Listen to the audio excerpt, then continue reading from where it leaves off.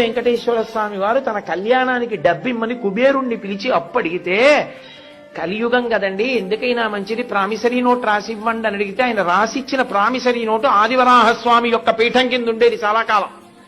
అదే దాన్ని ముద్రణ చేసి గోడ మీద కూడా కట్టారు చాలా కాలం. ఎప్పుడు పుచ్చుకున్నారో, ఏం రాసిచ్చారో, ఏమి సంతకం పెట్టారో కూడా ఉండేది.